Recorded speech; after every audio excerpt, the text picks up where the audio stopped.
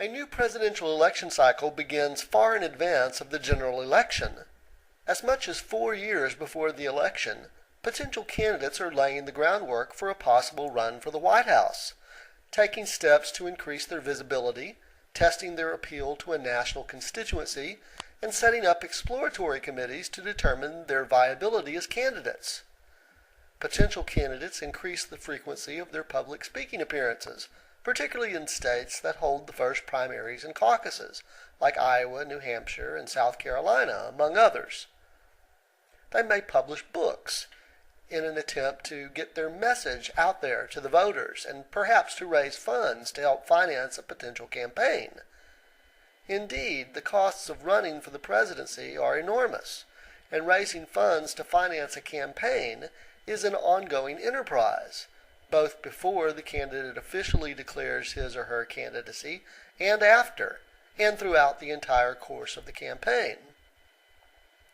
Often, so-called dark horse or long shot candidates will officially announce their candidacy several months before others who may enter the field, perhaps as much as 18 to 24 months before the election, as Texas Senator Ted Cruz did in March of 2015 when he announced his candidacy for the Republican Party's 2016 nomination, a full 20 months ahead of the November 2016 election. Candidates that are seen as potential frontrunners generally wait until about 12 to 16 months ahead of the election to officially announce their candidacies.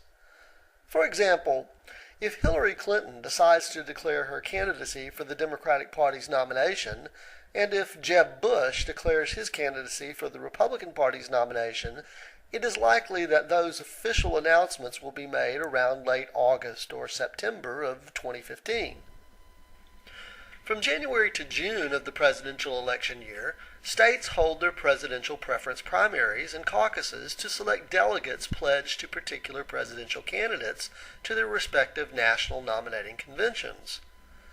Candidates who make poor showings in the early primaries and caucuses drop out of the race fairly quickly, as campaign contributions and media exposure tends to gravitate to those candidates who place well in the Iowa caucuses and New Hampshire primary. These two early state delegate selection processes generally enhance the influence of the state's voters in the process of nominating the party's candidates.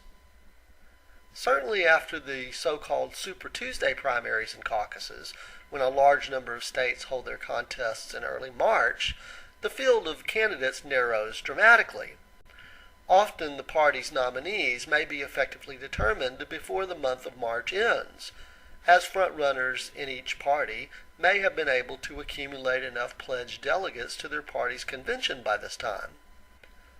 This generally happens first in the Republican Party's process, since the Republicans tend to award the delegates from each state's primary on a winner-take-all basis, while the Democrats generally award delegates from each state in proportion to the vote each candidate receives in each state's primary.